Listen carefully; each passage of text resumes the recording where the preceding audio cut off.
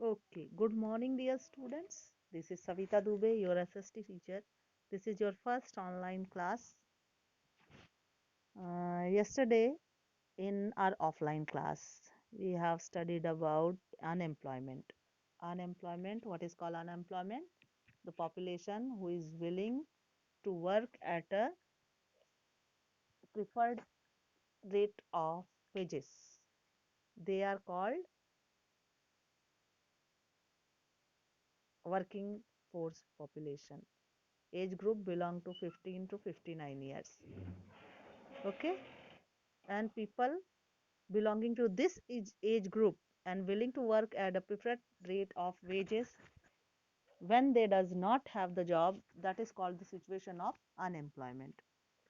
Unemployment is of two kinds, that is seasonal and disguised unemployment. Seasonal unemployment, especially it can be seen in the rural area. Disguised unemployment, this is also can we can see in rural area, but seasonal unemployment even we can see in the urban area also. And mostly we can see the educated unemployment in the urban area. Okay, you have know the definitions of both the kind of unemployment. Now we have to start with the next chapter.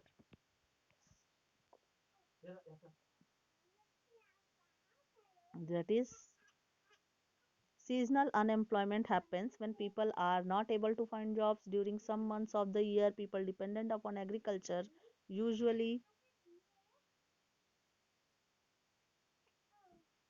face face such kind of problem. There are certain busy seasons when sowing, harvesting, weeding and threshing is done. Certain months do not provide much work to people dependent on agriculture. ये मैंने आपको पहले ही बताया है, as I have told you in the yesterday's class. Plainly we have to read this paragraph. After that, when we have to explain it, then I'll going to do that. Okay. In case of disguised unemployment, people appear to be employed. They have agricultural plot where they find work. This usually happens among family members engaged in agricultural activity. They work the work requires the service of 5 people but engage 8 people.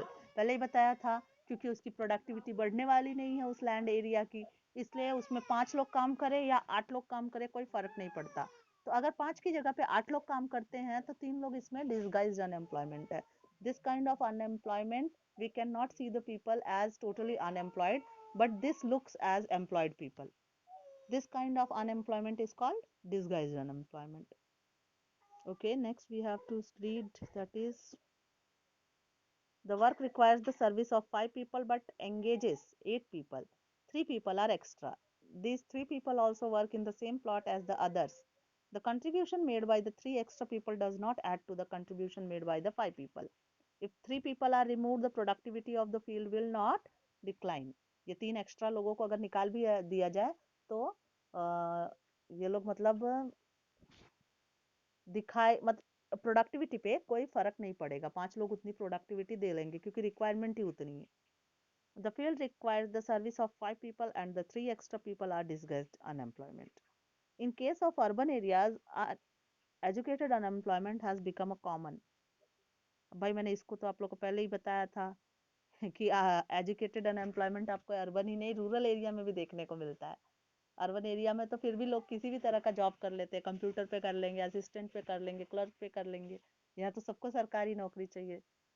तो mostly educated unemployment तो आपको rural area में ही दिखाई देगा. Okay, many youth, ओ sorry phenomenon कहाँ से है ये phenomenon. In case of urban areas, educated unemployment has become a common phenomenon.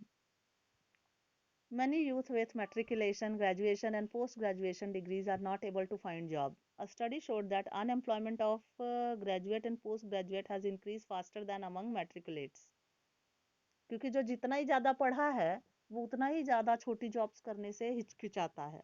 Matriculation वाले, उन लोगों के जिम्मे जितने भी काम आएंगे, बहुत हायर जॉब्स तो आने वाली नहीं है, तो उन लोगों के लिए जॉब अपॉर्चुनिटीज अवेलेबल होती हैं. लेकिन जो जितना ही ज़्यादा हायर स्टडीज करेगा तो वहाँ उसकी जो जॉब पाने की इच्छा है, जैसे किसी ने ग्रेजुएट कर लिया, एमबीए कर लिया, सीए कर लिया, या जितनी बड़ी डिग्री ले ली, डॉक्टर कर लिया, एमफिल कर लिया, तो उन लोगों को उतनी बड़ी जॉब की आकांक्षा होगी, तो बड़े पैमाने की जो जॉब्स है बड़ी सैलरीज की, वो सारी जो है अनअवेलेबल ही होती है mostly.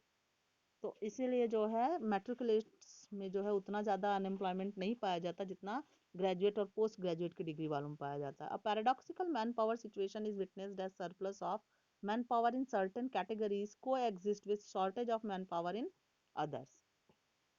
There is unemployment among technical qualified person on one hand, जहाँ टेक्निकली क्वालिफाइड पर्सन्स में अनएम्प्लॉयमेंट है, while there is a dearth of technical skills required for economic growth।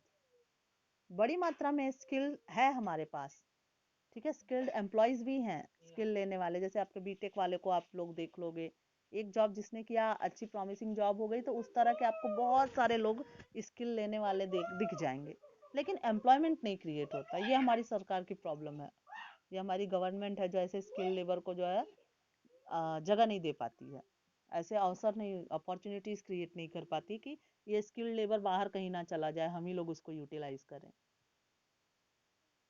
तो इसी वजह से जो है एजुकेटेड अनएम्प्लॉयमेंट फैलता है रोजगार के अवसरों की अनुपलब्धि में।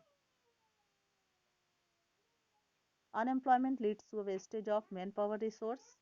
बेरोजगारी जो है वो मैन पावर रिसोर्स का पूरी तरह से वेस्टेज है। वेस्टेज यानी हिंदी में क्या कहते हैं, वेस्टेज को दुरुपयोग, ठीक है, मैन पावर हमारे पास होते हुए भी हम जो है उसका इस्तेमाल ना कर पाए, तो अनएम्प्लॉयमेंट जो है वही चीज दिखाता है कि हमारे पास मैन पावर होते हुए भी हम सिर्फ उसका दुरुपयोग कर रहे हैं, वो खाली बैठा है हमारा man power.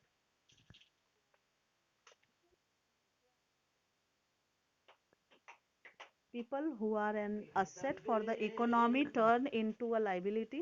There is, okay, sorry for the disturbance. People who are an asset for the economy turn into a liability. और फिर वो लोग जो हमारा वेस्टेज हो जाता है मैन पावर का, unemployed people are the people who converted into a liability, they can be considered as an asset. ठीक है, वो हमारे पॉपुलेशन जो हमारे देश का असेट है, वर्किंग पॉपुलेशन, और उसको हम जो है लाइबिलिटी में कन्वर्ट कर देते हैं अनएम्प्लॉयमेंट के तौर पे। अभी तो बेरोजगारी भत्ता वत्ता पता नहीं चल रहा है नहीं चल रहा है, लेकिन वो लाइबिलिटी ही हो गई थी ना जब हम लोग उनको बेरोजगारी भत्ता पे कर रहे थे। Income tax payer should have to pay for the this kind of things which are unproductive. Unemployment जो है एक टैबू है, उसको क्यों हम प्रैक्टिस कर रहे हैं, हमारा नेशन क्यों प्रैक्टिस कर रहा है? इसलिए बार बार जो मांग की जाती है ना कि रोजगार के अवसर उपलब्ध कराओ, बेरोजगारी बढ़ रही है, ये सरकार क्या कर रही है वो, तो यही प्रॉब्लम है। क्योंकि यहाँ एक बहुत बड़ी मात्रा में एक ऐसा मैन पावर जो देश का असेट हो सकता है, वो जो है कन्वर्ट हो जाता है लाइबिलिटी में। Next, there is a feeling of hopelessness and despair among the youth. यहाँ एक और जो है इसका माइनस पॉइंट ये है कि जब कोई भी यूथ या कोई भी एक ऐसी वर्किंग पॉपुलेशन जिसने अच्छी खासी डिग्रियां हासिल की है, बहुत अच्छा जो है अपना एफर्ट दिया है, क्योंकि आपको पहले बताइए इन्वेस्टमेंट है, एजुकेशन इज एन इन्वेस्टमेंट, और इतना इन्वेस्ट करने के बाद भी अगर हमको रिटर्न नहीं मिलता, उसका रिटर्न क्या है इस इन्वेस्टमेंट का? एक अच्छा फ्यूचर सिक्योरिटी जॉब। और उस तरह की जॉब अगर नहीं मिलती है, उस इन्वेस्टमेंट का कोई रिटर्न नहीं मिलता है, तो यहाँ यूथ जो है वो डिस्पेयर हो जाता है, निराशा में जो है अपने आप को तब्दील कर लेता है। फीलिंग ऑफ होपलेसनेस, असहायता की स्थिति जो है, भावना उस यूथ के मन में आने लगती है। People do not have enough money to support their family. इतने पैसे जो है किसी भी प्राइवेट जॉब से या जो लेस वर्दी हो, जितना हमने एफर्ट किया है अपने एजुकेशन को लेके, उसका वर्दी जॉब अगर ना मिले, तो फिर वहाँ फैमिली को सपोर्ट करने के लिए प्रॉपर इनकम भी नहीं होती है। Inability of educated people who are willing to work to find gainful employment implies a great social waste।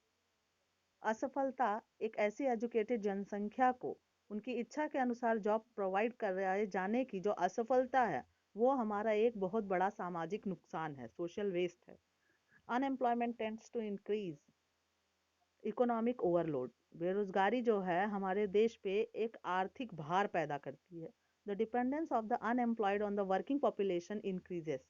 उससे क्या होता है, बेरोजगार लोगों की वर्किंग पॉपुलेशन के ऊपर, काम करने वाली जनसंख्या के ऊपर भार बढ़ता है, और इसीलिए ये बढ़ती जनसंख्या को भार के रूप में कंसिडर किया जाता है। Otherwise we have read that population is an asset for any nation. Working population increases, the quality of life of an individual as well as of society is adversely affected. When a family has to live on a bare subsistence level, there is a general decline in its health status and rising withdrawal from the school system. और जब भी परिवार का कोई भी ऐसा सदस्य या एक परिवार जो है बेयर सब्सिस्टेंस में यानी संसाधनों के अभाव में जीता है, तब वहाँ जो है एक जनरल डिक्लाइन आने लगता है, सामान्य जो है कमी आने लगती है लोगों के हेल्थ के स्तर में। हेल्थ के स्तर में कमी आने का मतलब उनका स्टैंडर्ड ऑफ लिविंग कम हो जाता है, उनका जो समाज है उसका क्वालिटी कम हो जाता है, फिर उनके रहने के जो संसाधन है, लग्जरियस चीज़ों की तो छोड़ो, मूलभूत जो आवश्यकताएं हैं दवा से लेकर खाने तक की, भोजन पानी क्या कहते हैं, रोटी कपड़ा और मकान, और उसके अलावा अब एजुकेशन और हेल्थ भी है।